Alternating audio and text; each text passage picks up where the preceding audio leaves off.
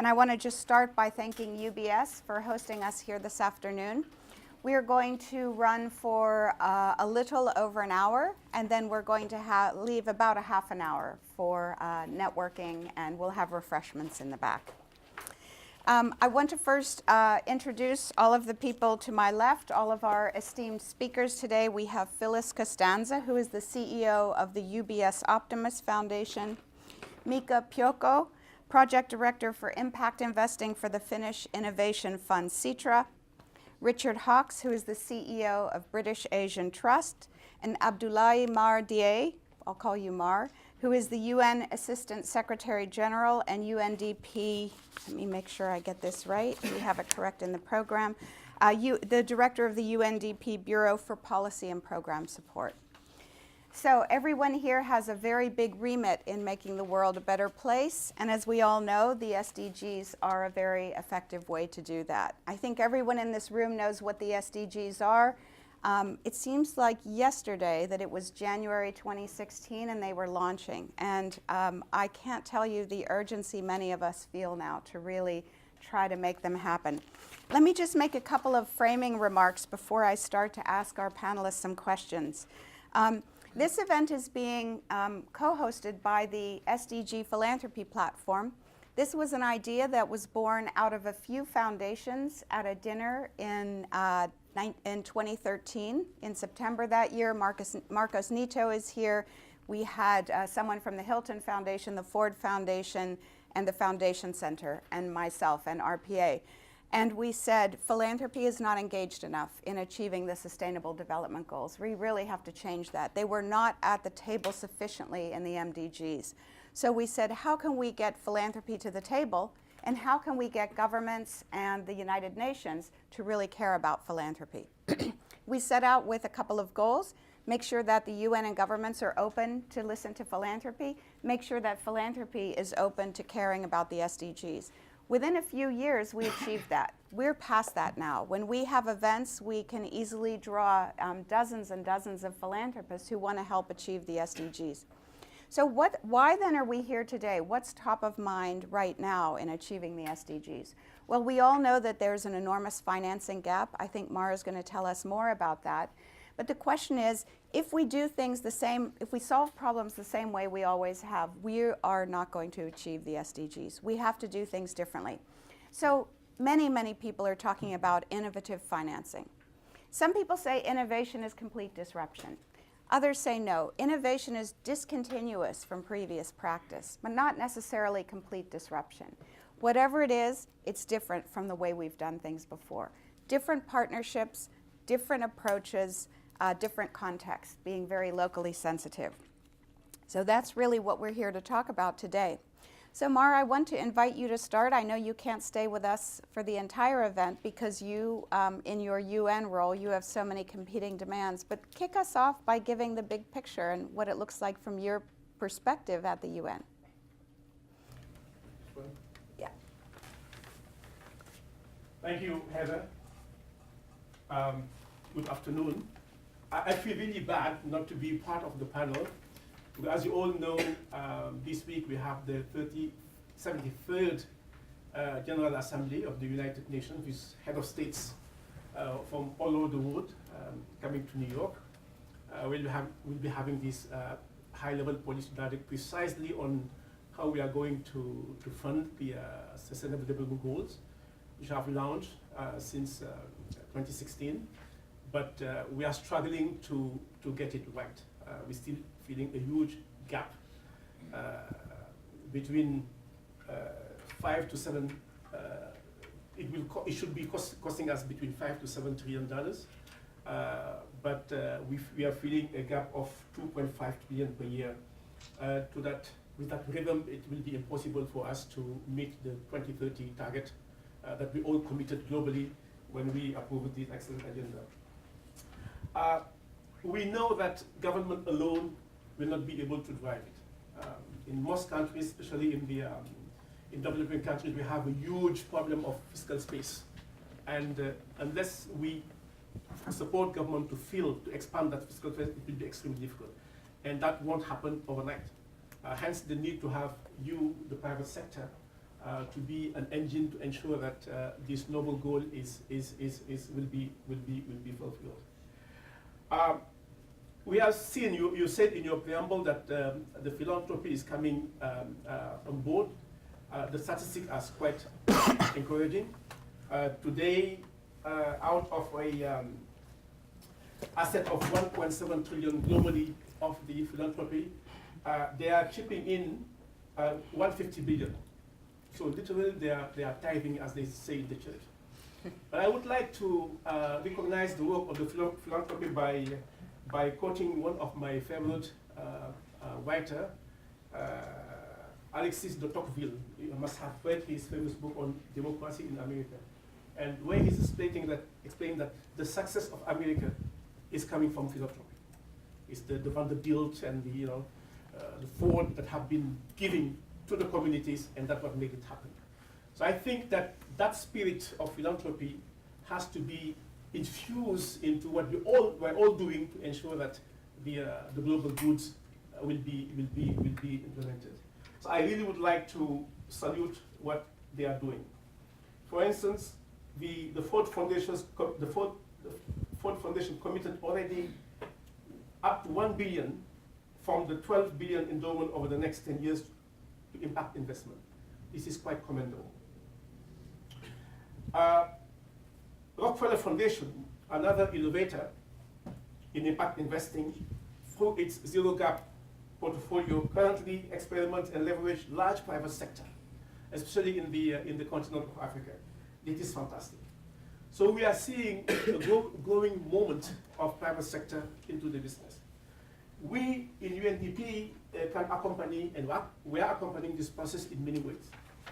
We are, for instance, supporting the SDG Philanthropy Platform, which most of you know, otherwise we can give you more detail about it, in countries like Kenya, Gambia, and Zimbabwe, and Zambia, where this platform, which is a dialogue between government, private sector, civil society, is training a lot of financial flows to support the realization of SDGs.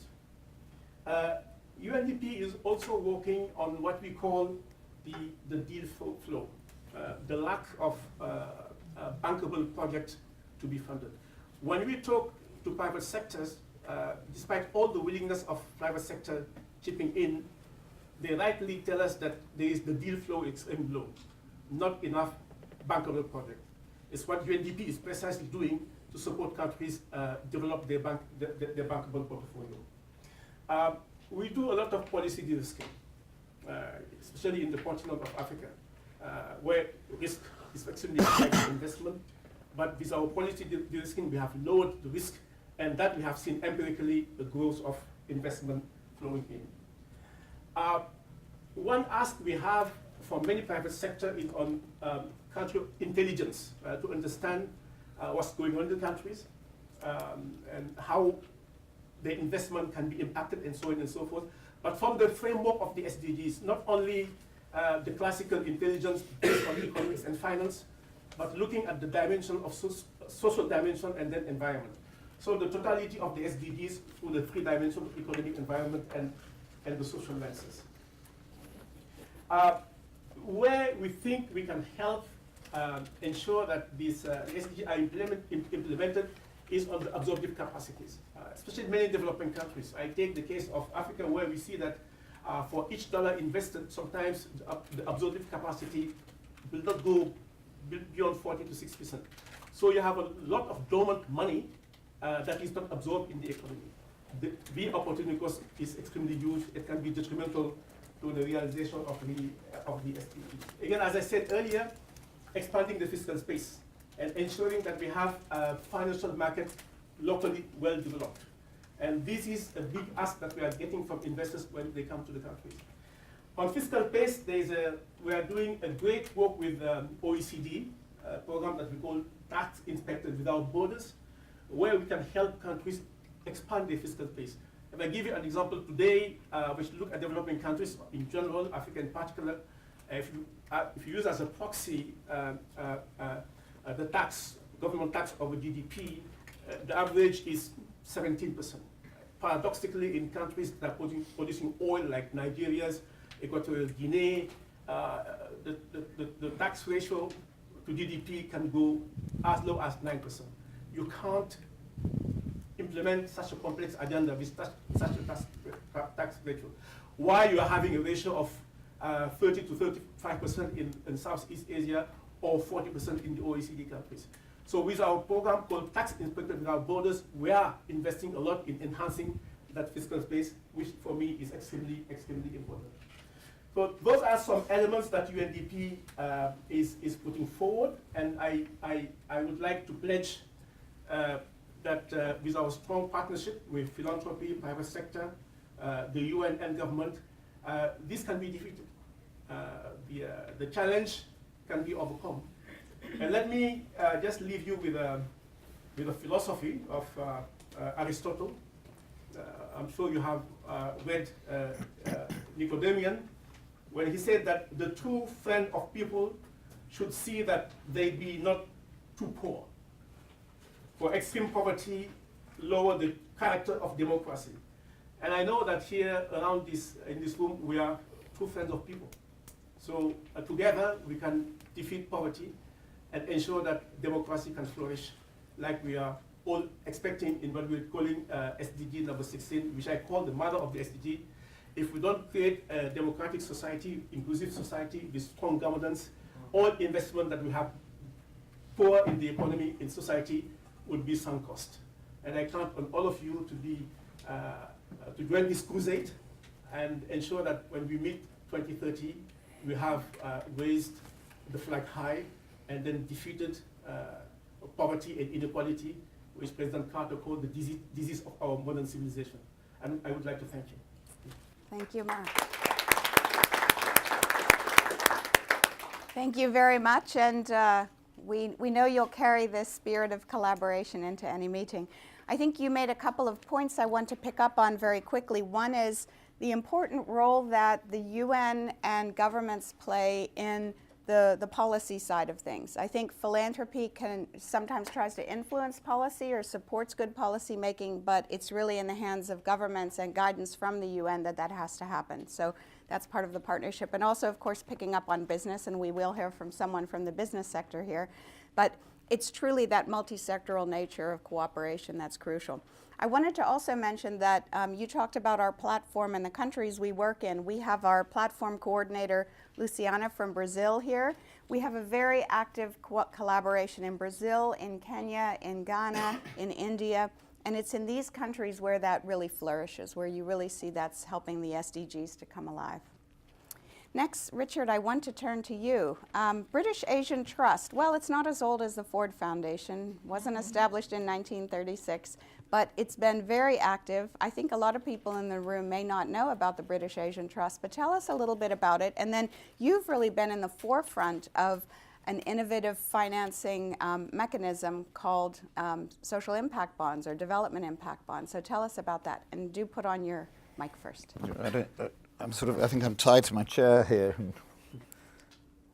Hopefully that works. So, so the British Asian Trust was set up about 10 years ago, so it's still a relatively young organisation.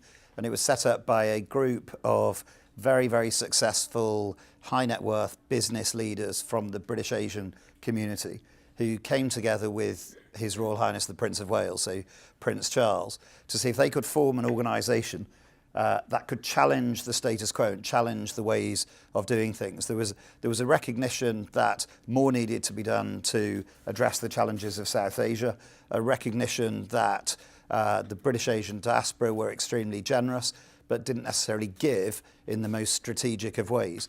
And so the organisation was set up, and you used the word disruption, and it was set up to change things, to get people to think differently about how they could better support developments across South Asia and think differently about their philanthropy and their way of giving. And so it's always been in the DNA of the organisation to think differently, to try and do different things, and to try to focus on the outcomes that the organisation is seeking to achieve. I think within the context of that, the really important starting point, I think, for all of us, and in all of these discussions that we have about impact investing and social impact bonds, development impact bonds, deal flows, and so on, is to remember the real reason that we're here is because, as Heather said right at the start, and as you referred to as well, the challenges of the world continue to be absolutely enormous. So I think that the stats show that in 1970, there were 2.2 billion people in the world living in extreme poverty. Today, there are about 700 million. Now, on the one hand, you could say, okay, in 50 years, we've reduced it to a third of what it was. But the other way of looking at it is to say this is 2018, and 700 million people are still living in extreme poverty. And that is just totally unacceptable. Penny Mordaunt, the Secretary of State for International Development from the UK government, said in a speech last night that the current rate that we're progressing, it will take 100 years to end extreme poverty. Now, this is at a time when there is more government funding going into official aid, so what's called official development assistance, and there's more philanthropy as well. So there's more money going in, and yet the problems still remain absolutely enormous. And I think that what that tells, certainly what it tells us at the British Asian Trust and the partners that we've been working with on the Development Impact Bond, which I'll mention in a second, is that something different has got to happen. We've got to change the system. We've got to change people's mindsets and behaviours to change the way that we're addressing these problems. Because if we just keep trying to address it through philanthropy, official development assistance, and the traditional ways of doing it, then it's going to take 100 years, and that is not acceptable. And so we need these new approaches. We need new approaches that get people thinking differently about the money that they're putting in, but also making that money be used in a cleverer way so that it achieves more than arguably it has a lot of philanthropy might have achieved to date. So that was the sort of background for a group of organisations that has included the UBS Optimus Foundation, the British Asian Trust. In this room now there are Tata Trusts from India that are involved in that, and one of our local delivery organisations, Cavalier, is also here. And there are about 14 different organisations that came together, all with a belief that we need to do something different, and we need to challenge the ways that things can be done. The model that we put together is called a Development Impact Bond, and very simply, $11 million has been raised from people who will be committed to pay for education results. So ultimately, this is about improving numeracy and literacy for 300,000 children in Gujarat and Delhi. But the donors who are going to have to pay for this, rather than what happens traditionally in our field, where donors give their money, they give their money up front, and then people spend it and report back on the way that they're spending it. They report back on the activities that they're doing and how they're spending the money. In this case, the donors only need to give their money after it has been successful. So there are pre-agreed, measurable results that an independent evaluator will assess. And when it has been successful, the donors will give their money. The capital that is allowing that work to happen is coming from the UBS Optimus Foundation and funds that they're raising from what are called risk investors within UBS. And they, in effect, put the money in, the local organisations deliver the work, an independent evaluator says, yes, that has been successful, and then the donors pay. If it doesn't work, the donors don't pay. And in that situation, if it doesn't work, then UBS lose their money because they're taking that risk. They're taking a risk that it might not work, and they will be paid a 6% dividend if it is successful. And all of the funders are very aware of that and very happy with that because they're only going to be paying for success. What we all believe is that not only can this approach improve those learning outcomes for those 300,000 children, but it has the potential to have a much larger transformational impact in a number of areas. So first of all of the donors, historically, and I've been as much a part of this as anybody that I know over the last 20 to 25 years, persuading funders to put money in when you don't really know whether or not that funding is going to lead to success. What this is doing is forcing donors to think about the successes that they want to achieve. What are the results that they want to put their money in to pay for? And it's changing the mindsets there to get funders to think about the results that they want rather than the inputs and the activities that they'll pay for. The second group that it's changing are the NGOs, the organisations on the ground, who, again, traditionally will have had pressure from funders to deliver on the activities that they've been given the money for. But what this approach says is, we trust you to deliver the results that we've agreed. How you deliver those is up to you, because you know the local context better than anyone. All we're interested in is the results. So it changes the mindset and the behaviours of the local organisations to be focused on the results they're trying to achieve. The other thing it does is it brings more money into the system. So UBS are going to be attracting more funding that will come in, changing the mindsets of people that will then be interested in that kind of investment within their portfolios, and hopefully keeping those people within that development space. And the fourth area it can have a massive impact on is the way that the government of, in this case, the way the government of India thinks about procuring education. Because all of the 3 delivery organisations that we're working with have a different approach.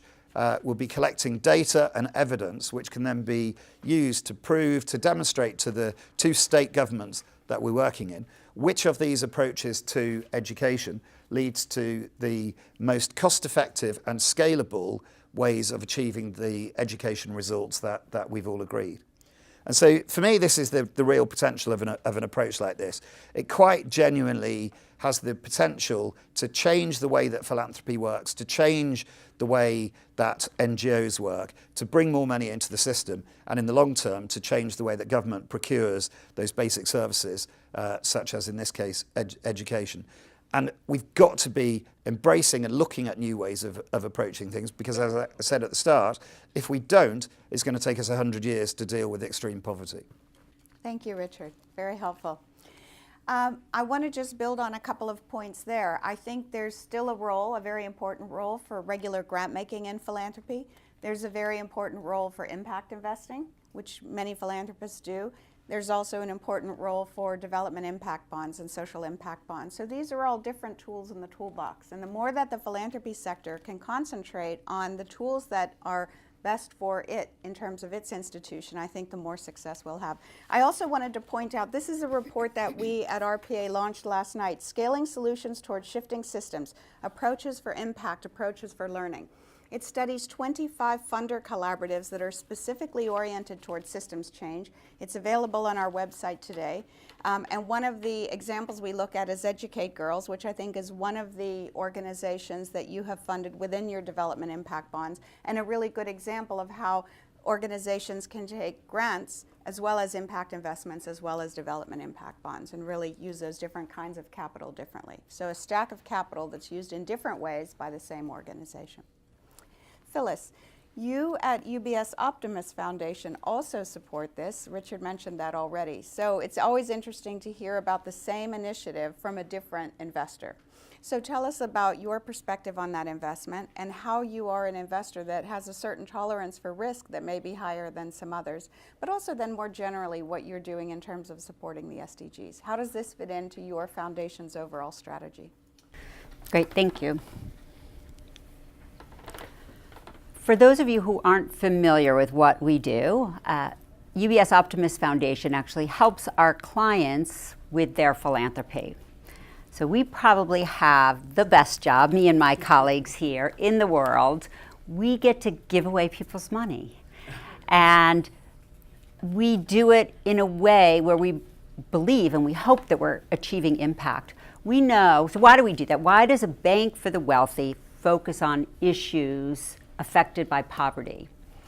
And the reason we do that is not just because those of us who work at the foundation care deeply about issues around social justice, but the bank cares about it because our clients care about it. We know that more than 90% of our large clients are engaged in philanthropy, and according to a study we did a couple of years ago, fewer than 20% of them believe or are actually satisfied that they're making an impact.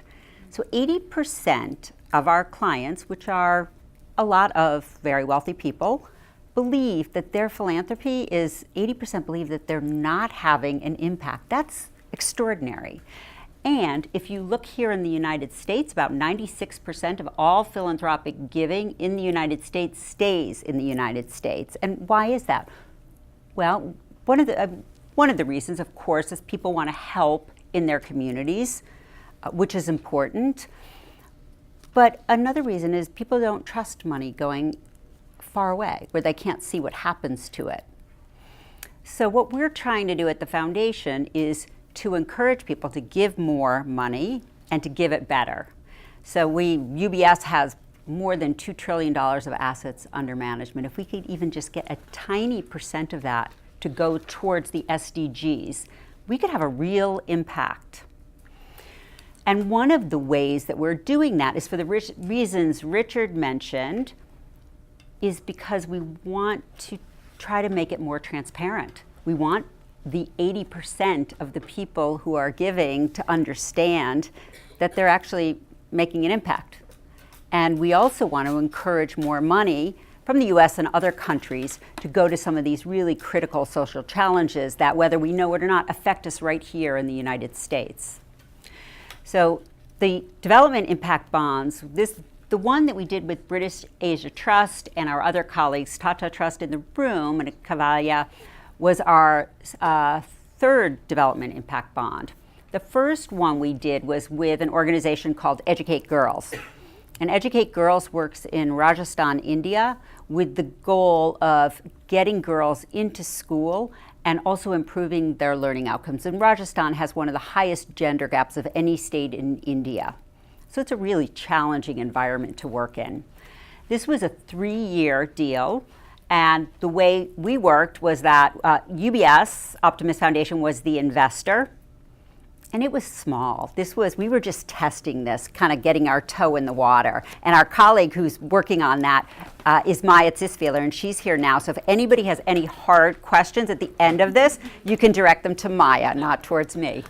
But we wanted to do this because we thought it would increase the transparency. And also another issue that people in the banking world care a lot about is paying for risk. And in philanthropy, we never factor risk into what we pay.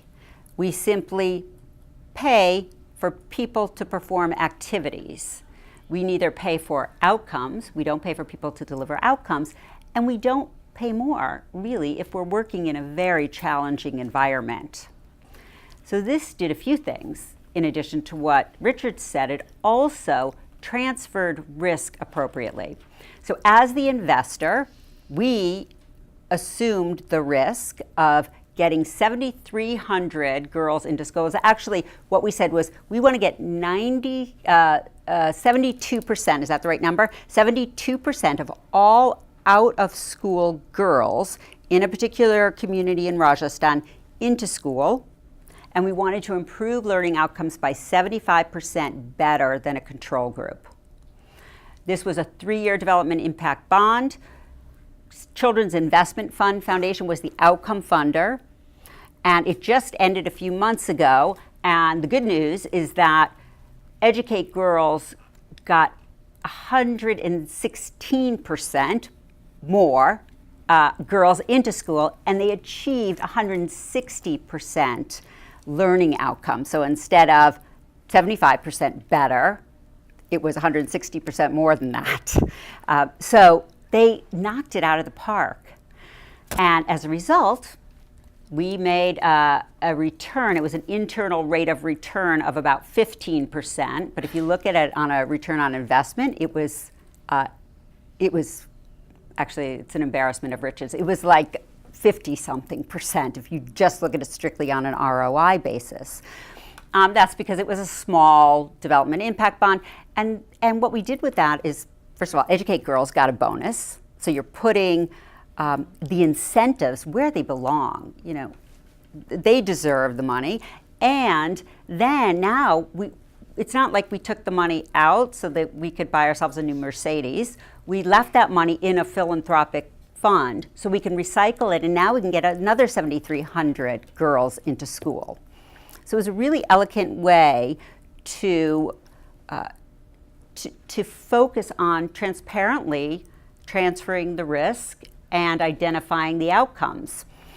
The second one we did was with Palladium, who's here now, and USAID and Merck for Mothers, and also there's 2 implementing partners, HLFPPT, it's a long acronym, and I'm not even sure if I got that right, and PSI. And the goal of this one is to save up to 10,000 lives, and it's about improving the quality of low-cost healthcare facilities, also coincidentally in Rajasthan. So we're still testing these, but they're getting bigger and they're getting cheaper, and we're doing them faster than the first one. That's great. Thank you very much. And I think you have to go, Mark? Okay. That's all right. Carry on. Carry the message across the street. So Phyllis, thank you. That helps us to understand, I think, a little bit more the mechanics of the development impact bonds. Now we're going to hear from Mika. Mika, his organization is a think and do tank, as well as an investor under the control of the Parliament of Finland, which is interesting. And you've gotten involved with these new kinds of bonds because you're interested, I think your constituency was interested in the accountability of public spending and the accountability of spending in general. I think that's really important when we think back to the first social impact bond that was done several years ago in Peterborough Prison, about a decade ago. It was really about, should we have different ways of measuring what we're trying to do? And as you said, Phyllis, it's not about measuring activities, it's about measuring outcomes. So Mika, tell us more about your work and how you also use the SDGs as a measurement. How does that work? And do remember to put on your mic. It's done now. Okay, thank you for the invitation, and listening to your stories and coming from the small country like Finland, I don't know what to say, you know. And personally, I was born quite north in Finland, close to the polar circle, so I'm now in a real big world compared to my home city with maybe 3,000 people. So maybe I explain a little bit about Sitra. As you mentioned, it's called Finnish Innovation Fund, Sitra, and it was established about 50 years ago by Finnish Parliament. It was Finland's 50th anniversary at that time, and that was a gift from Finnish Parliament to Finnish people. And at that time, we were supposed to support development work and research in Finland. But nowadays, as you explained already, we are more think and do tank as well as an investor, and our main theme is sustainable well-being, which means SDGs. And we are supposed to challenge our society, and we have been very domestic, you know, the gift from Finnish Parliament to Finnish people. But nowadays, who can be a real important player in this kind of global world without doing some global cooperation? And so I feel somehow that I'm here to learn from you what Sitra could do and should do in terms of global community in order to achieve SDGs. But to the impact investing and the issue of today, that we started our impact investing operations about 4 years ago. And starting that kind of operation in the Nordic welfare state, we got a lot of questions what private investors can do in our society. You know, we pay very high taxes, and that means that we suppose that our public sector is taking care of about everything important. We don't talk about philanthropy money. We don't talk about high net worth individuals in Finland. I may know that we may have some of you, those in Finland, even in Finland, yeah, I know. Oh, but you know, our society is very different. So based on that kind of thinking, we decided that maybe the best possible model to implement the idea of impact investing and how to use private capital in a different way is the social impact bond model. Because when you are talking about that model, that means that you have to focus on outcomes, what you really want to achieve. And at the same time, we saw that model is a possibility to focus much more than before on promotive and preventive actions in terms of people's health and well-being, as well as some environmental issues. So we decided to focus on social impact bond in order to make that kind of systemic change in our society. We wanted to challenge our public sector how taxpayers' money is used. even in our society, which is in average in a good level, we have a lot of economical problems in terms of our public sector, our local authorities, as well as our government. So that was the reason that we really wanted to focus on outcomes. We wanted to be sure that if taxpayers' money is used, that money has to be used in the wisest way as it possible. And so until now we have launched 3 different social impact bonds in Finland. There's 3 other in the pipeline, and also the first environmental bond in Europe. And one of our social impact bonds is about integration of immigrants and refugees, and that is the biggest social impact bond in Europe at the moment. The fund size is about 14.2 million euros. But the next part of our story is that 2016, someone inside the UNDP got the idea that maybe we could make some cooperation, and since 2016 we have made some cooperation with UNDP in order to implement the idea of social outcomes contracting and use of social impact bond as a tool to implement the idea of social outcomes contracting in some Eastern European countries. And again, we want to challenge those countries together with UNDP and some other professionals like Peter, that there's a possibility to make that kind of systemic change, how the taxpayers' money is used and what can be achieved by cooperation between private investors and public money. So that is a story until now, and I can continue until the night, but maybe you want to ask something on that. Thank you. Yeah, so I think that gives us a very good picture, and also the way that these innovative financing mechanisms are being used in many different national and local contexts. Do we have a microphone for the audience? I do want to call on Shireen Vakil, who's here from Tata Trust. Do you want to just say anything about the work that Tata is doing on supporting Educate Girls or supporting education in India more generally? If you would like to wait a bit and say something later, that would be fine as well. A little later? A little later. Okay. And we have as well Radhika Shah, who is a supporter of our SDG Philanthropy Platform. Radhika, I wonder if you would like to say something. Kelly? I'm Radhika, and I'm a co-president at Stanford Angels and Entrepreneurs, a tech innovation community of 1,200 tech innovators out of the Stanford University community, and a deeply engaged advisor at the SDG Philanthropy Platform, and working closely with Heather and the team. I've just been so inspired by what the power of collaboration is able to do, bringing philanthropists, UN, and governments, but also social entrepreneurs, technologists, and also being from the world of tech, looking at the power of tech innovation, not in isolation as we do in the world of Silicon Valley, but with the framework of the SDGs, working with people like the ones in this room.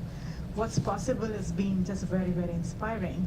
I've been particularly more involved in the platform's work in India a bit, and seeing the power of policy there as well, like the philanthropists being at the table, and working on informing policy around tribal land rights, and kind of looking at how indigenous women can get rights has been inspiring. In the spirit of Goal 1610, leaving no one behind, the spirit of the SDGs, seeing that become a reality with this platform has been very inspiring. So, thanks, Radhika. Let me turn back to our panelists for a moment and just say, I think there's what you see in emerging markets is a huge interest in using the SDGs as an organizing framework, and a little bit more reluctance around that in the US and Europe. But I think all of you have really embraced the SDGs, and I wonder if you could say anything about where you have found it to be a challenge, or where you have found it to be a sort of lightning rod for positive things like more collaboration or concerting efforts around a particular agenda. Richard, maybe we can start with you. I don't know, did British Asian Trust come to the SDGs in the first year in 2015, 2016, or was it more recently, or how did that work for you? Yeah, I think a really good important example would be if you look at education. So if you look at the development impact bond that we've been talking about, and the other one that was the sort of the first sort of pilot one that Phyllis talked about that Educate Girls did. Within the MDGs, in the Millennium Development Goals, with education, the main challenge was about trying to get more children into school. So it was about enrolment and attendance in school. And the first DIB that UBS worked on, it was very much, there were two measures, but one of the outcomes that was being measured was about getting girls into school. It's now generally accepted that most children are in school, but the question is the extent to which people are learning anything. So if you look at India, primary school children in India, 99% of children, primary age children in India are now in school, but there are big questions about the extent to which they're learning anything. Within the SDGs, that's now moved on, and so the challenge within the SDGs is about the quality of education. And definitely for us, that provided the impetus and the framework for the coalition of organisations that have come together to talk about the quality of education. Now, in some ways, it's easier to measure whether or not children are at school, and it's more challenging to measure the quality of education. But that's the challenge that we've had to face up to, and that we've all got to really look at. So yes, I would say that the framework has shifted the way that we approach things and has driven a more collaborative way of seeking to do that. Mm-hmm. Thank you. And Mika, what about you? I'm just curious, if we did a poll of the Finnish parliamentarians and said, are you a fan of the SDGs? Is there one you care most about? Would they give an educated answer? Would they know what they are? Or not? 50-60. Probably most of them know. Still not. Oh. I thought you were turning it off before you said you're honest. Yes, that's true. That's true. We are a bit under control of Finnish Parliament. I think that most of our MPs knows about SDGs in some general level, but nothing else. But what I would like to say, it comes back to what you just mentioned about the new kind of framework for cooperation and everything what is done. Somehow I still feel, this is challenging question to you, that am I correct or wrong, that we are talking still very much about collaboration and cooperation and that kind of things, but in practice it doesn't happen so much than we talk.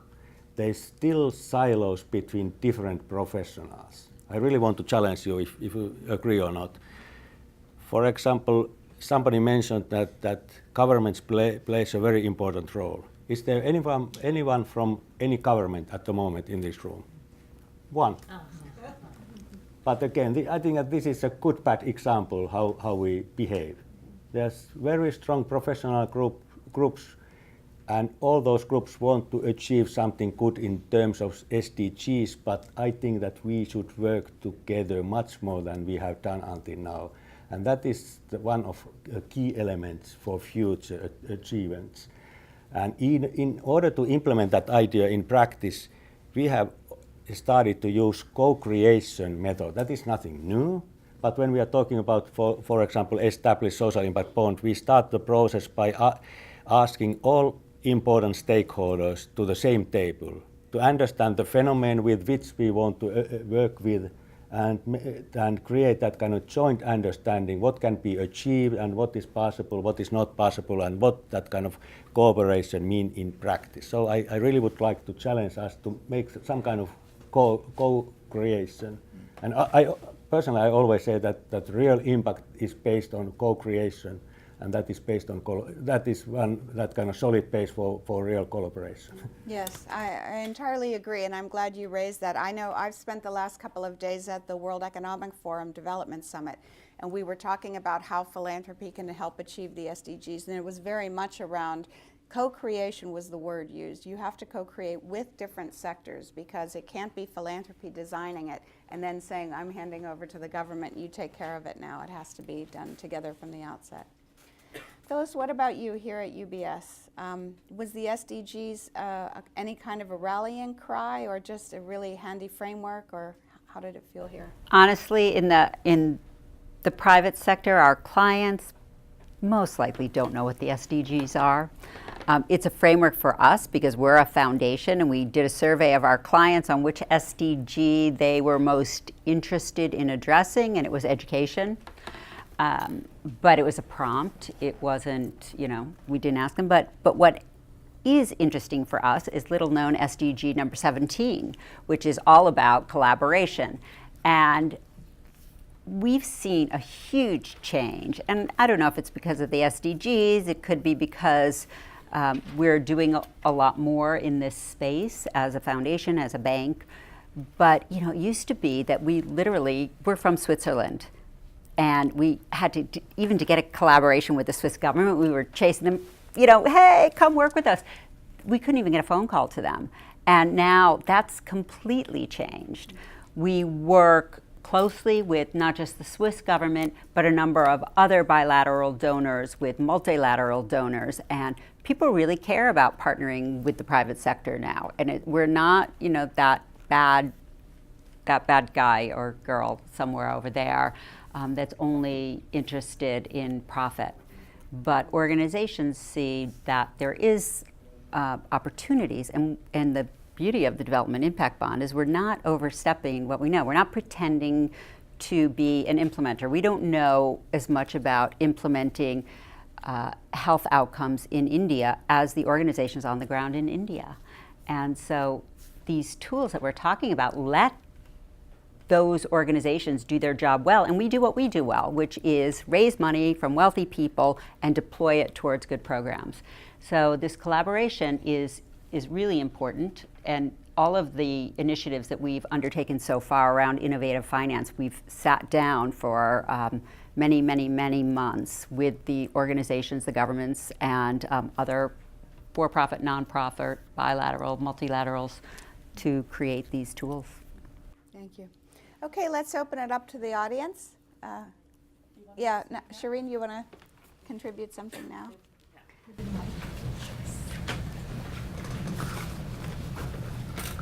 Thank you, Heather.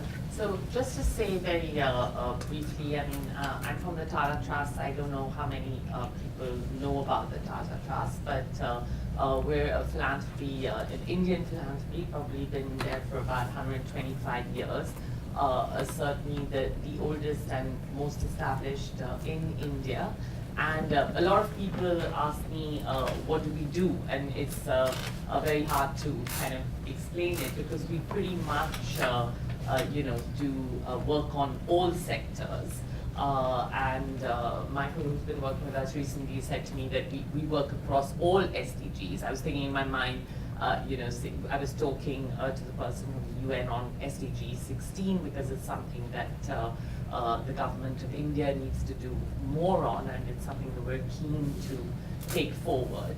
But we work across really all thematic areas in a large country, almost like a continent really, in 17 states and 170 districts. And for our founder, Jamshedji Tata, education was absolutely critical because at the time, the trust had worked on the country's development, and to create India, to give people more opportunity, more equal opportunity, that education was critical. So from building institutions of learning to actually working with children in schools to achieve those outcomes. And I think one of the things that we're seeing, and our chairman saw about 5 years ago when we kind of brought all the Tata Trusts, about 11 or 12 of them, into one operating framework, that we aren't achieving that learning, everybody actually in school. I mean,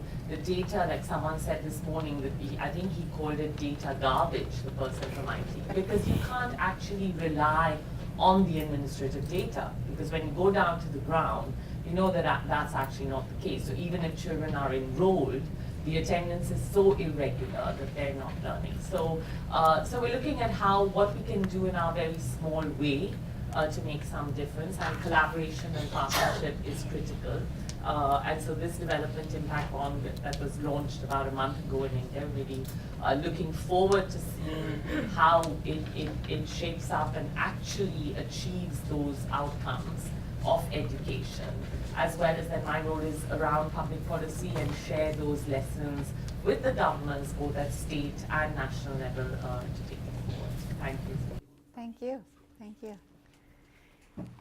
Okay, let's just come over here. We'll have our government representative. There's a lot of pressure on you now.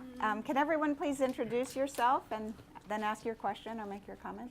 Very good evening.